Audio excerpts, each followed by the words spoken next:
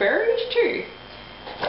Alright, after the shenanigans of the last couple weeks, I wanted to just give us a very quick, very relaxed lecture about essay introduction. You know, introductions are the hardest part of the essay to write. An introduction, a well-written introduction, needs to do three things. It needs to interest the reader, it needs to clarify the subject material, and it needs to focus the reader in on a particular path, your thesis statement. You know, after you've gotten a good introduction, the rest of the essay is a breeze. I mean, honestly, think about it. 3 points. In a normal 5-paragraph, 3-point essay, 3 points, proving your thesis. And your conclusion is just wrapping it all up, bringing them back to kind of where they started. Yeah, really not that bad. Okay, so we're going to quickly look at a couple different introductions. We're actually going to look at 4. We're going to look at 2 introductions written in response to an AP prompt. We're going to look at an article from the Fight Masters magazine, which is really fun. You should definitely, if you have a chance, look at it.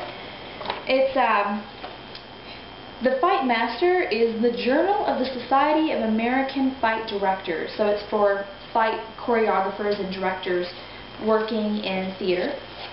And we will also look at the Oxford Book of Essays. We'll look at one essay from there. Alright. Alright. Cheers to you. Alright.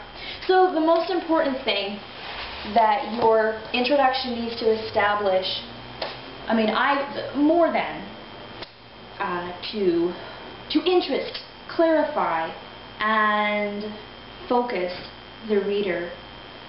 When it's being written in response to an AP prompt, you need to make sure in that first paragraph that you write, your introduction, that you make it very clear that you're answering the prompt, that you're answering the question. That's actually the biggest downfall in AP essays. That's what will get a brilliant essay with, great vocabulary, very intelligently written, very well organized, a lower grade than a less well-written essay. If the less well-written essay answers the prompt, understands the question, and answers it, it's actually going to do a lot better than a more well-written essay. So I want you to put on your close thinking hat, grab your pencil and highlighter. When you are, starting to do your introductions, this week I have assigned you 3 introductions. Make sure that you completely understand the prompt. Underline important words. If you need to use a highlighter, use it.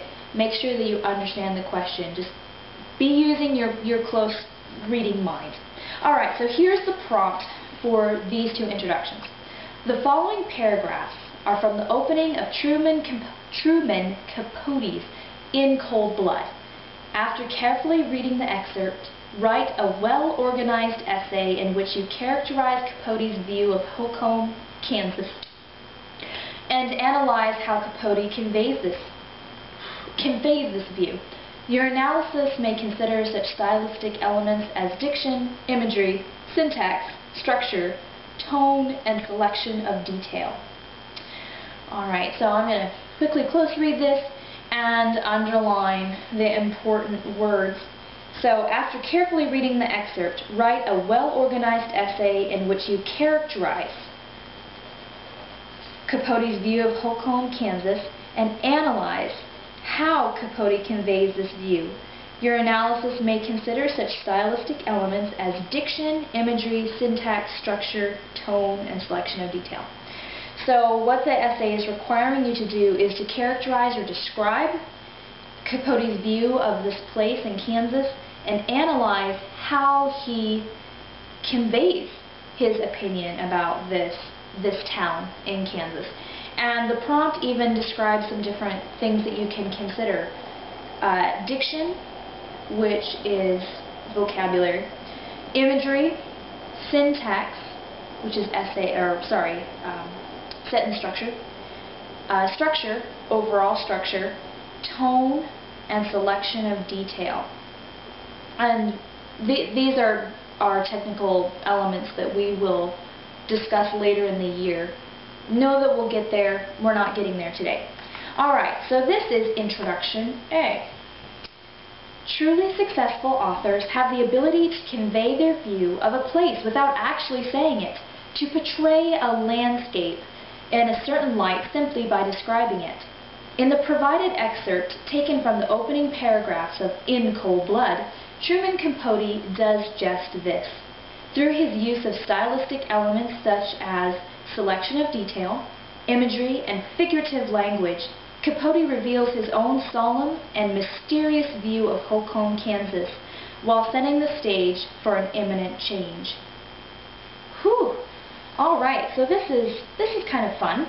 So our opening statement is, truly successful authors have the ability to convey their view of a place without actually saying it, to portray a landscape in a certain light simply by describing it. Alright, so that's an interesting way to open the essay, to make a very true statement. I'm trying to think of the right word, because it's not just true, it's insightful. There we go. An insightful statement gets the reader interested. In the provided excerpt taken from the opening paragraphs of In Cold Blood, Truman Capote does just this. So this is clarifying the material. It's helping the reader understand exactly what we're going to talk about. Through his use of stylistic elements such as selection of detail, imagery, and figurative language, Capote reveals his own solemn and mysterious view of Holcomb, Kansas, while setting the stage for an imminent change. Alright, so there's kind of two things happening here. Through his use of stylistic elements such as selection of detail, imagery, and figurative language, that's kind of the map I was talking about. I told you make sure to map out the path for the reader. So that's kind of what the writer is doing here. But he's doing it before the thesis, which is fine. Then we get to the thesis. Capote reveals his own solemn and mysterious view of Holcomb, Kansas, while setting the stage for an imminent change. So the prompt asks you to characterize Capote's view of Holcomb, Kansas, and analyze how Capote conveys this view. So the writer of this introduction has answered the first part. How do you characterize Capote's view? By saying, Capote reveals his own solemn and mysterious view, and then analyze, the writer says, okay, through his use of these elements. So there you are. Focus the reader. So the writer of this introduction is focusing the reader on the thesis, the idea that Capote's view of Holcomb, Kansas is solemn and mysterious, while setting the stage for an imminent change. That's actually a really great way to end an introduction, because it gives you something as the reader to look forward to. The writer could have just put a period right after Kansas and said, Capote reveals his own solemn and mysterious view of Holcomb, Kansas, period. And that would have been fine, that would have been great. But by continuing the idea that Capote is setting the stage of this little town in Kansas in order to bring the reader of Cold Blood, the book, to a fuller appreciation of a change that will happen later in the book. Alright, so this essay was graded as a top score, 9 out of 9. So this gives you kind of an idea of what a very mature, well-written introduction might sound like in response to an AP prompt. Alright, so here is our second introduction, and it was not scored as well, and I think you'll understand why when I read it. Holcomb, Kansas, a village containing 270 inhabitants, has skipped over the drama of life, according to Truman Capote. The square town is described spatially, with houses, rivers, fields of wheat, stations, a bank, and a school. In Truman Capote's In Cold Blood, an image of the town of Holcomb is presented through precise types of diction, syntax, imagery, and tone. Alright, so a little awkwardly written to begin with, but we don't really have the clarity that the first introduction has. The writer of this introduction says, "The square town is described spatially, with houses, rivers, fields of wheat, stations, a bank, and a school."